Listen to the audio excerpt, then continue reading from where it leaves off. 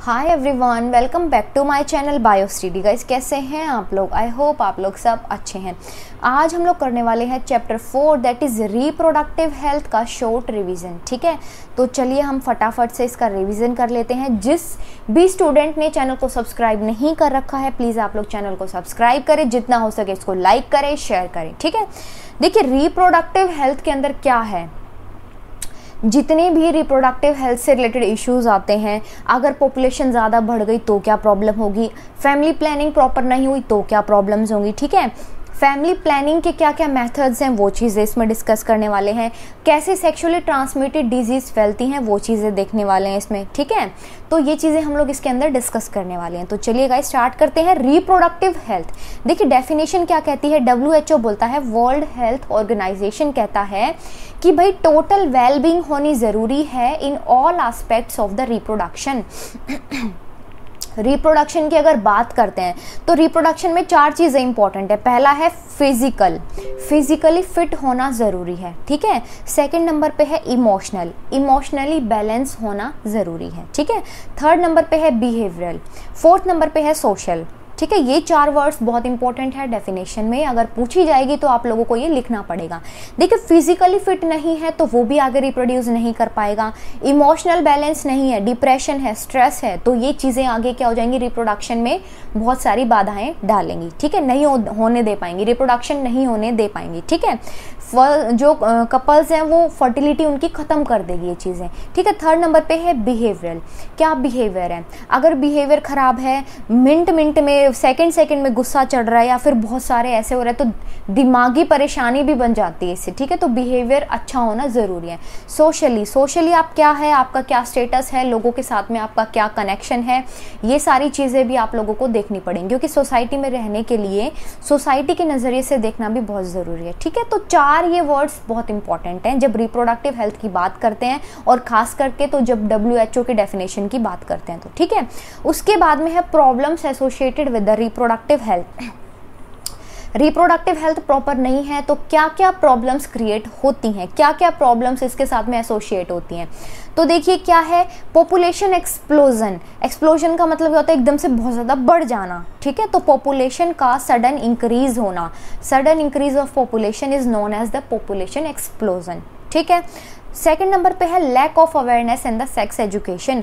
लोगों में अवेयरनेस नहीं है कि भाई छोटी फैमिली के क्या एडवांटेजेस हैं, बड़ी फैमिली के क्या डिसएडवांटेजेस हैं, लोगों में इस चीज़ की अवेयरनेस नहीं है। कैसे सेक्सुअली ट्रांसमिटेड डिजीज़ को रोका जा सकता है स्प्रेड होने से, तो लोगों में बहुत सारे एरियाज ऐसे हैं जिनमें लोगों को अवेयरनेस नहीं है। ठीक है, सेक्स एजुकेशन से रिलेटेड, राइट। थर्ड नंबर पे है मिथ्स एंड द मिसकंसेप्शंस। बहुत सारे मिथ्स और मिसकंसेप्शंस हैं रिगार्डिंग द रिप्रोडक्टिव हेल्थ, तो वो भी लोगों को अवेयर किए जाने चाहिए कि क्या करना है क्या नहीं करना है। ठीक है, व्हाट टू डू और what to avoid. Fourth number पे है STD, sexually transmitted disease. Fifth number पे है इलीगल अबॉर्शंस। अब अगर पता चल जाता है कि बेबी गर्ल है तो उसको अबॉर्ट करा देते हैं, अबॉर्शंस होते हैं, तो ये क्या है, इलीगली अबॉर्शंस भी एक प्रॉब्लम है जो कि रिप्रोडक्टिव हेल्थ से रिलेटेड एसोसिएट करती हैं। राइट, तो ये 4-5 पॉइंट हैं जो आप लोगों को लिखने हैं। देखो याद रखने जैसा इसमें कुछ भी नहीं है, सारी चीज़ें आप लोग पढ़े लिखे हो, 12th क्लास में हो तो इतना आपके अंदर भी सेंस है ये चीज़ें कैसे लिखनी है आपको। पॉपुलेशन बढ़ेगी तो गरीबी बढ़ेगी तो एजुकेशन नहीं मिल पाएगी, सीधी सी बात है।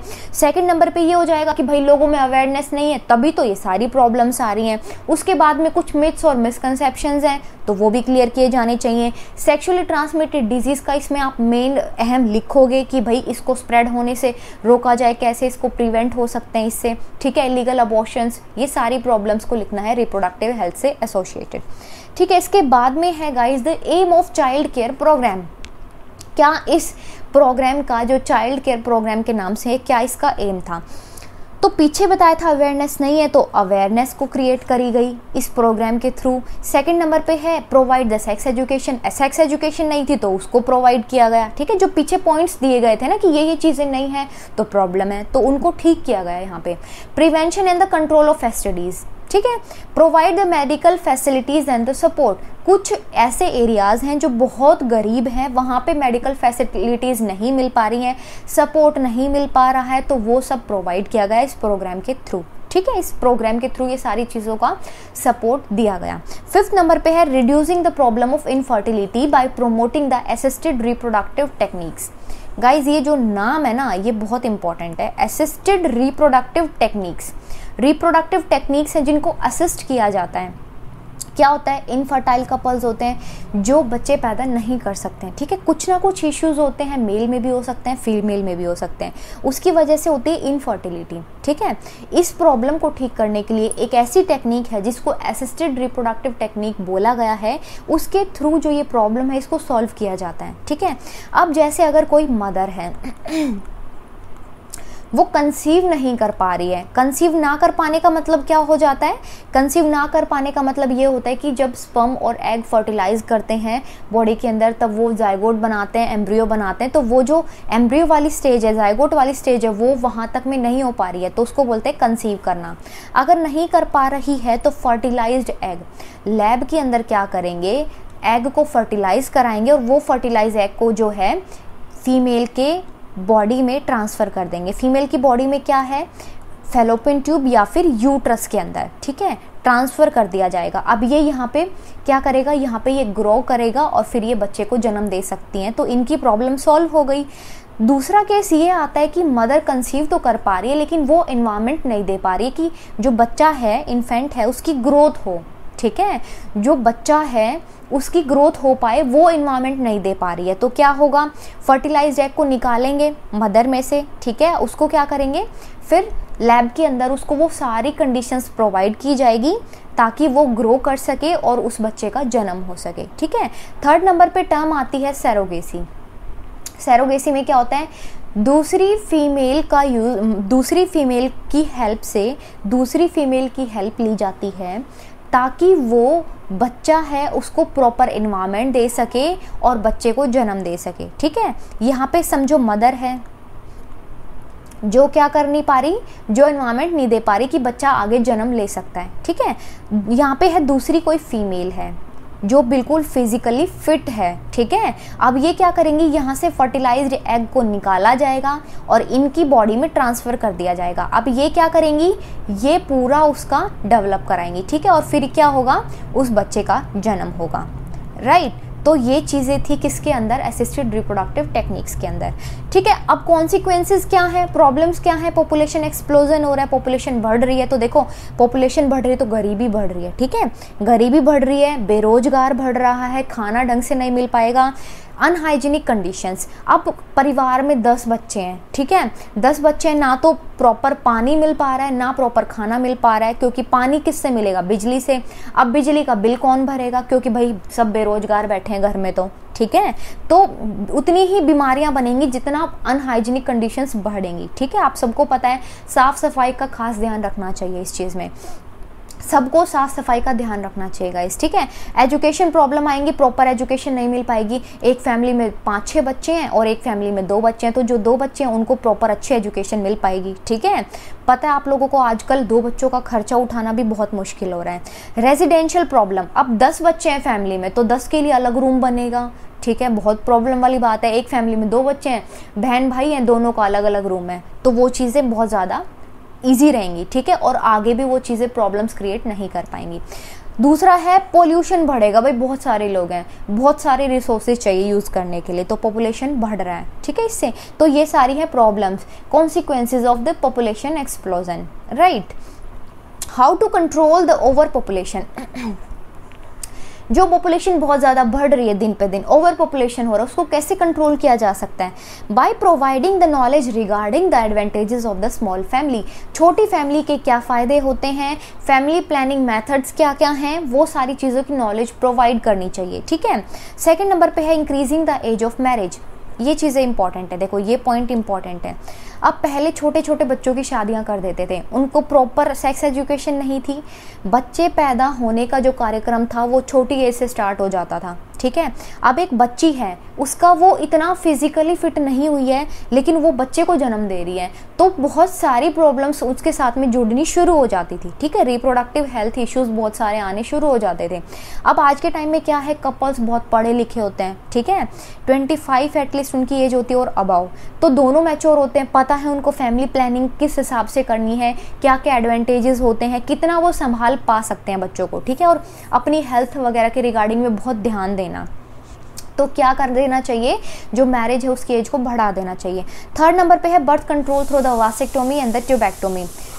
जो ट्यूबेक्टोमी और वासेक्टोमी है ये परमानेंट मेथड्स हैं बर्थ कंट्रोल के, ठीक है। इसमें क्या है, वास डिफरेंस को कट कर दिया जाता है, उसको टाई अप कर दिया जाता है मेल्स के अंदर। यहाँ पे फेलोपियन ट्यूब्स को कट कर देंगे ताकि स्पर्म्स ही आगे ना आ पाए, ठीक है, और फ्यूज ना हो पाए। तो क्या है, ये दोनों मेथड्स हैं जिनके थ्रू बर्थ कंट्रोल किया जा सकता है। फोर्थ नंबर पे है family planning programmes with the slogan. अब ये स्लोगन बहुत चला है, हम दो हमारे दो, मम्मी पापा बहन भाई, सिर्फ 4 है, उसके बाद में यहाँ पे स्टॉपेज लगा देना चाहिए इस बच्चे के बाद में, ठीक है।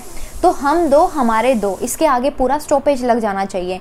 तो इस स्लोगन के थ्रू फैमिली प्लानिंग प्रोग्राम्स बहुत अच्छा चला है और बहुत लोगों को अवेयर किया इस चीज़ के बारे में, ठीक है। तो इसका एक इस स्लोगन का बहुत अहम रोल है।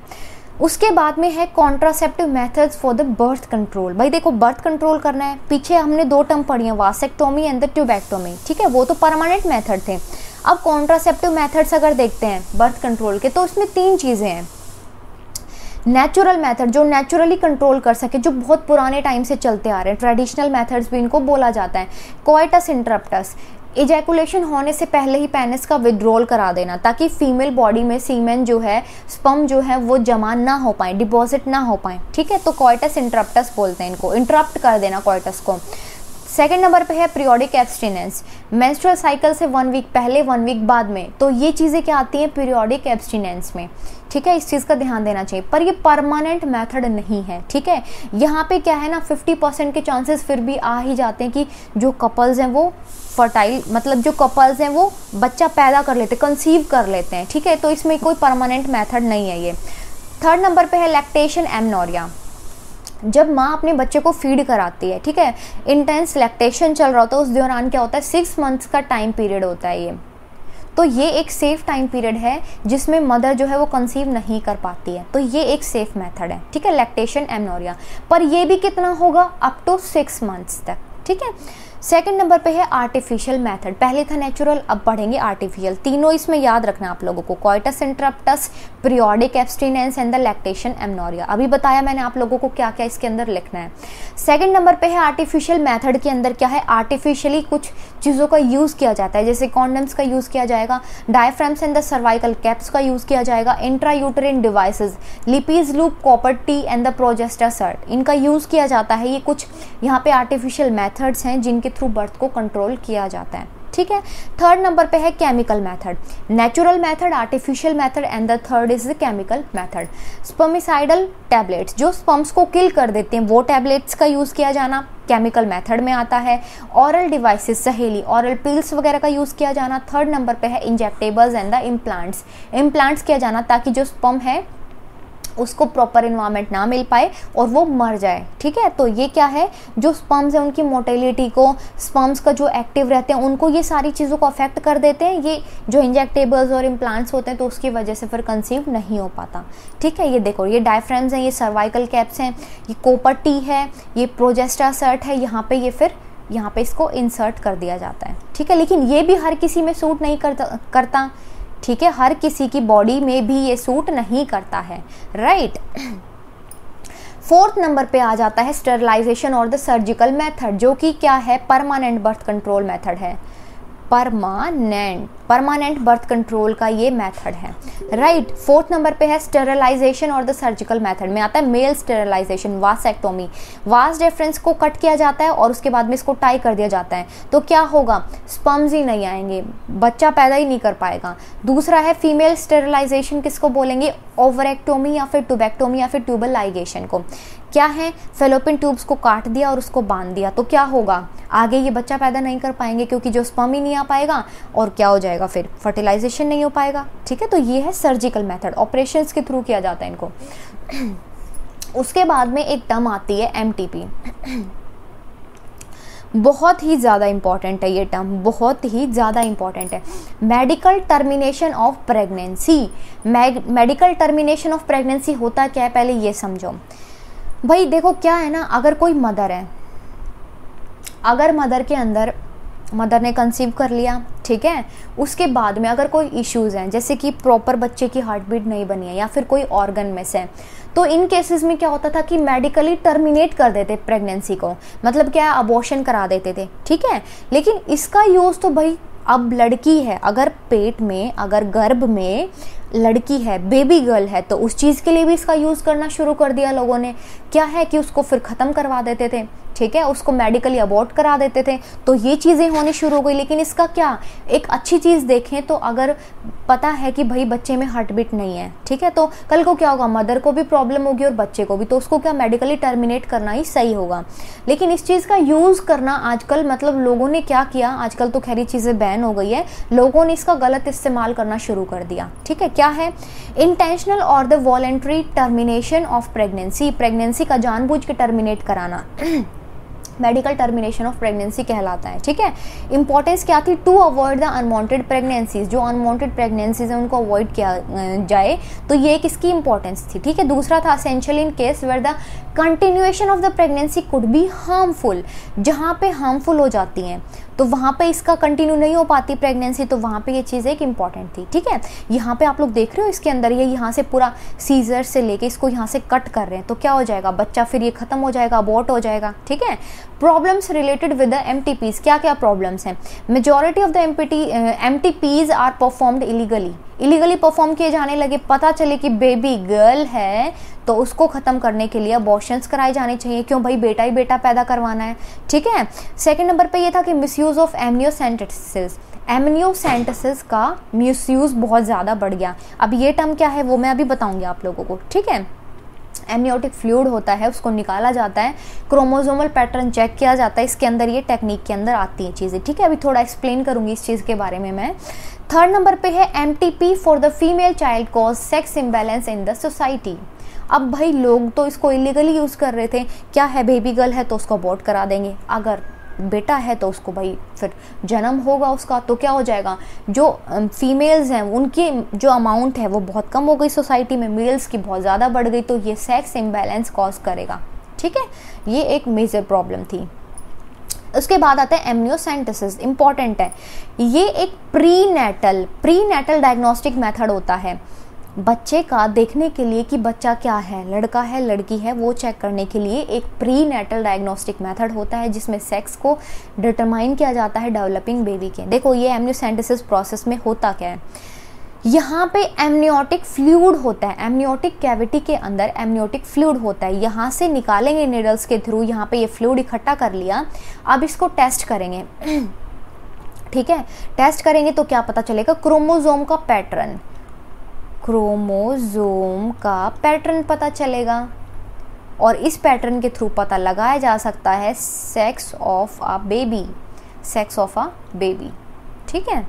तो ये हम जो एमनियोसेंटेसिस की प्रोसीजर है इसको हमने अभी डिस्कस किया है कि कैसे इसमें एमनियोटिक फ्लूइड को निकालते हैं, उसके बाद में उसको आगे फिर मॉनिटर करते हैं, राइट। ये भी खतरनाक है। पॉजिटिव एप्लीकेशन क्या है इसकी, कोई भी डिटेक्ट कर सकता है जेनेटिकली कंट्रोल्ड कॉन्जेनाइटल डिजीज को और any metabolic disorder in the foetus के अंदर जितनी भी कॉन्जेनाइटल डिजीज हैं, बर्थ रिलेटेड इश्यूज जो भी हैं, मतलब जो उसने जब से कंसीव हुआ है तब से उसका ऑर्गन कोई प्रॉपर डेवलप नहीं हो पा रहा है या फिर हार्ट बीट प्रॉपर नहीं है, ठीक है, कोई घाव है, कुछ भी है, तो ये उसको डिटेक्ट कर लेता है। ये एक उसकी बहुत अच्छी चीज़ है, बहुत पॉजिटिव एप्लीकेशन है ये इसकी, ठीक है। सेकेंड नंबर पे है नेगेटिव एप्लीकेशन। क्या हो जाएगा, पीपल यूज कर रहे हैं इस मेथड को for the female foeticides which cause a sex imbalance in the society. अभी पीछे मैंने इस पॉइंट को डिस्कस किया है, ठीक है। बच्चियों को ख़त्म करने के लिए जो होता है ना भ्रूण हत्या कराना, तो उस चीज़ के लिए इसको बहुत ज़्यादा यूज़ किया जाने लगा। उसके बाद में है सेक्सुअली ट्रांसमिटेड डिजीज, इंपॉर्टेंट है ये। Disease transmitted through the sexual intercourse are called the sexually transmitted disease. Sexual intercourse के थ्रू जो डिजीज का ट्रांसमिट होना होता है उसको सेक्सुअली ट्रांसमिटेड डिजीज बोला जाता है, जैसे कि gonorrhoea, syphilis, genital herpes, chlamydia, genital warts, hepatitis B, HIV। ठीक है, hepatitis B and HIV are also transmitted through. भाई देखो सेक्सुअली ट्रांसमिटेड नहीं होते कि यही चीज नहीं थी, पीछे मैंने बताया था ना, ये चीजें ट्रांसमिट हो सकती हैं, जैसे कि शेयरिंग ऑफ इंजेक्टेड नीडल्स। देखो अगर मैंने नहीं बताया पीछे तो अभी सुन लो इस चीज को। अगर कोई यहाँ पे सेक्सुअली ट्रांसमिटेड डिजीज किसी भी पार्टनर को हो रखे, ठीक है, किसी भी इंडिविजुअल को हो रखी, ये है सेक्सुअली ट्रांसमिटेड डिजीज वाला इंडिविजुअल। ठीक है, ये है सेक्सुअली ट्रांसमिटेड डिजीज वाला इंडिविजुअल। अब ये है नॉर्मल इंडिविजुअल। अब इसको कोई प्रॉब्लम है, इसको इंजेक्शन लगवाना है, ठीक है, ये एकदम पूरा खुश है, लेकिन ये उदास है क्योंकि इसको सेक्सुअली ट्रांसमिटेड डिजीज है। अब इस पे जो निडल, सिरिंज या फिर कोई भी इंस्ट्रूमेंट यूज किया गया है, अगर उसको स्टेरिलाइज नहीं किया, वैसे तो देखो निडल्स जो है, इंजेक्शन जो है वो वन टाइम यूज होते हैं, ठीक है, एक बार यूज करके उसको थ्रो किया जाता है। लेकिन कोई इंस्ट्रूमेंट है, सर्जिकल इंस्ट्रूमेंट है, कोई ऑपरेशन किया गया तो उन इंस्ट्रूमेंट को प्रॉपर स्टेरिलाइज नहीं किया गया, अब इसी इंडिविजुअल के ऊपर उसको यूज कर दिया बिना स्टेरिलाइजेशन के, कीटाणु खत्म किए बिना, बैक्टीरियाज को किल किए बिना, उसको यहाँ पे दूसरे इंडिविजुअल पे यूज कर दिया, तो भाई ये भी क्या हो जाएगा, अब इसका भी फेस ऐसा हो जाएगा क्योंकि इसके अंदर भी सेक्सुअली ट्रांसमिटेड डिजीज जो है स्प्रेड हो गई है। ठीक है, तो ये हो जाता है sharing of the injections, needles, surgical instruments, transfusion of blood.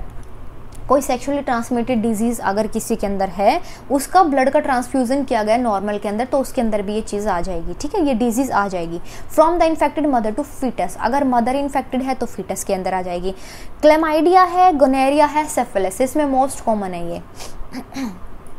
अच्छा, होता क्या इससे, जो जेनाइटल एरिया होता है उसके अंदर पेन होता है, ठीक है, बॉडी पे रैशेज होते हैं, स्वेलिंग आ जाती है, तो बहुत सारी चीज़ें इसको अफेक्ट करती हैं फिर। ठीक है, आगे इसका प्रिवेंशन क्या है, avoid sex with the unknown partner. जो अननोन पार्टनर हैं भाई उसके साथ में अवॉइड किया जाना चाहिए, मल्टीपल पार्टनर्स भी नहीं होने चाहिए। ठीक है, इसमें क्या है, आर्टिफिशियल मेथड पढ़ा था, दूसरा हमने पढ़ा था, क्या पढ़ा था हम लोगों ने, कॉन्डम्स, ठीक है, डायफ्राम्स, ये सब का यूज़ किया जाना चाहिए बिफोर सेक्स, राइट। उसके बाद में है, ये आर्टिफिशियल मेथड में था। ठीक है, always use protection during the coitus, coitus के ड्यूरिंग इसको प्रोटेक्टेड रहना चाहिए, प्रोटेक्शन का यूज़ करना चाहिए ताकि ये प्रॉब्लम आके ना फैले। ठीक है, थर्ड नंबर पे है, in case of doubt go to a qualified doctor for the early detection and get complete treatment. Complete treatment होना चाहिए ताकि इसको टाइम रहते संभाला जा सके। ठीक है, अब इनफर्टिलिटी की प्रॉब्लम क्या है, देखो अब पूरा वही पढ़ेंगे, असिस्टेड रिप्रोडक्टिव टेक्निक जो थी ना वो अब डिस्कस करने वाले हैं। It is a inability of a male or the female to produce the children. बच्चे पैदा करने की या तो मेल में कोई प्रॉब्लम है, इनएबिलिटी है, या फीमेल में कोई इनएबिलिटी है, उसको बोलेंगे इनफर्टिलिटी। ठीक है, द रीजन फॉर दिस में भी कॉन्जेनाइटल डिजीज, कोई डिजीज है, फिजिकली फिट नहीं है, ड्रग्स के अंदर है, इम्यूनोलॉजिकली इतना फिट नहीं है, इवन द साइकोलॉजिकल, कुछ साइकोलॉजिकल प्रॉब्लम्स, तो ये सारी प्रॉब्लम्स हो सकती हैं इनफर्टिलिटी कॉज करने के लिए। अब है असिस्टेड रिप्रोडक्टिव टेक्निक्स, भैया इंपॉर्टेंट बहुत है ये, क्वेश्चन बनता है 5 मार्क्स का। तो देखो इसमें क्या चीज़ें हैं, फर्स्ट नंबर पे आती है यहाँ पे इसमें 5 चीज़ें हैं। फर्स्ट नंबर पे यहाँ पे आते हैं in vitro fertilisation, test tube baby programmes. Test tube baby, अब पता है कि जो फीमेल है उसने कंसीव कर लिया, ठीक है, आगे लेकिन जो है ना बच्चे को, फीटस को आगे ग्रोथ नहीं कर पा रही है, इतना सराउंडिंग नहीं दे पा रही है, जो उसको प्रॉपर इन्वायरमेंट चाहिए वो नहीं दे पा रही है, तो क्या हो जाएगा, फर्टिलाइज एग को निकाल के टेस्ट ट्यूब में पूरा उसको वो इन्वायरमेंट दिया जाएगा ताकि वो ग्रो कर जाए। ठीक है, अब इसके अंदर 2 चीज़ें आती हैं, इसके अंदर आती है जाइगोट इंट्राफेलोपियन ट्रांसफर या फिर intra uterine transfer. In vitro fertilisation के अंदर 2 चीज़ें आती हैं, जाइगोट का ट्रांसफर होना फेलोपियन ट्यूब में, जाइगोट इंट्राफेलोपियन ट्रांसफर। गाइस ये इसकी डेफिनेशन भी पूछ ली जाएगी आपसे, ठीक है, कि जिफ्ट स्टैंड फॉर या फिर आईयूटी स्टैंड्स फॉर। ठीक है, तो क्या होगा, देखो जिफ्ट के अंदर क्या होता है, जाइगोट जो फर्टिलाइज्ड एग है, जो जाइगोट बना है उसको फेलोपियन ट्यूब के अंदर ट्रांसफर कर दिया जाएगा, फेलोपियन ट्यूब के अंदर ट्रांसफर कर दिया जाएगा। ठीक है, आगे फिर क्या हो जाएगा, ग्रो कर पाएंगे वो, ठीक है। अब दूसरा है intra uterine device. Intra uterine device में क्या है, यूट्रस में ट्रांसफ़र कर देंगे जो फर्टिलाइज्ड एग है उसको, तो फिर क्या हो जाएगा, वो अच्छे से ग्रो कर पाएंगे, ठीक है। सेकंड नंबर पे आ जाता है गैमीट इंट्रा फेलोपियन ट्रांसफ़र। भाई गैमीट अगर कैपेबल नहीं है, जैसे कि ओवम का ट्रांसफ़र कर देना फेलोपियन ट्यूब के अंदर, अब स्पर्म मिलेगा, ओवम यहाँ से ट्रांसफ़र कर दिया है, तो क्या हो जाएगा, इन दोनों का फ्यूज़न होगा, आगे फिर वो कंसीव हो जाएगा, ठीक है। तो अगर गैमीट, अगर किसी फीमेल की बॉडी में एग नहीं बन पा रहे हैं, ओवम नहीं बन पा रहे हैं, तो उसमें गैमीट्स क्या हैं, एग है, स्पर्म है, ये गैमीट्स कहलाते हैं ना, आप लोगों को पता है इस चीज़ का। तो गैमीट का ट्रांसफ़र कर देना, ठीक है, ओवम का ट्रांसफ़र कर देना इन द फेलोपियन ट्यूब। अब थर्ड नंबर पे आता है इंट्रासाइटोप्लाज्मिक स्पर्म इंजेक्शन, ICSI। इसमें क्या हो जाएगा, देखो स्पर्म इंजेक्शन स्पर्म का इंजेक्शन लगाया जाएगा, सीमेन जो है इंट्रोड्यूस करा जाएगा इन द यूट्रस, ताकि वो फर्टिलाइज हो जाए और फिर आगे कंसीव हो जाए, ठीक है। तो यहाँ पे स्पर्म का इंजेक्शन लगाया जाता है, यहाँ पे एग से जो स्पर्म है उसको फर्टिलाइज कराया जाता है यहाँ पे इंजेक्शन की हेल्प से, ठीक है। फोर्थ नंबर पे है आर्टिफिशियल इंसेमिनेशन टेक्निक्स, AIT। जो सीमेन है उसको कलेक्ट किया जाता है, आर्टिफिशियली इंट्रोड्यूस किया जाता है फीमेल की बॉडी के अंदर, तो ये हो जाएगा आर्टिफिशियल इंसेमिनेशन टेक्निक। इंसेमिनेशन का मतलब क्या होता है, सीमेन का ट्रांसफ़र होना वेजाइनल ट्रैक में, ठीक है, वेजाइना में, उसको आर्टिफिशियली का मतलब क्या है, आर्टिफिशियली उसको फिर आगे कलेक्ट करके इंट्रोड्यूस कर रहे हैं फीमेल की बॉडी में, राइट। तो देखो नाम में ही सारी चीज़ें। अब जिफ्ट का मतलब क्या है, जाइगोट का ट्रांसफ़र होना, F है तो फेलोपियन ट्यूब के अंदर। गिफ्ट का मतलब क्या है, गैमीट्स का ट्रांसफ़र होना, किसी में ओवम नहीं बन पा रहा है तो भाई उसको ट्रांसफ़र किया जाएगा, ठीक है। साइटोप्लाज्मिक स्पर्म इंजेक्शन का मतलब क्या हो जाएगा, सीमेन को इंट्रोड्यूस किया जाएगा, इंजेक्शन दिया जाएगा ताकि वो फर्टिलाइज हो सके, ठीक है। आर्टिफिशियली इंसेमिनेट करने का मतलब क्या है, आर्टिफिशियली जो स्पर्म है उनको इंट्रोड्यूस किया जाएगा फीमेल के अंदर, ठीक है। नाम में ही सब कुछ है, कंफ्यूज नहीं होना आप लोगों को। यहाँ पे ये देखो क्या है, ये वाली टेक्निक, इसको बोलेंगे हम लोग gift zygote intra fallopian transfer. क्या कहलाएगा, देखो यहाँ पे ये बना है जाइगोट, इसको ट्रांसफ़र कर दिया फेलोपियन ट्यूब में, अब ये यहाँ पे इम्प्लांटेशन के दौरान यहाँ पे आके अटैच हो जाएगा और फिर आगे ये ग्रो कर लेगा, तो ये हो गया जाइगोट इंट्रा फेलोपियन ट्रांसफ़र, ये है जाइगोट, ठीक है।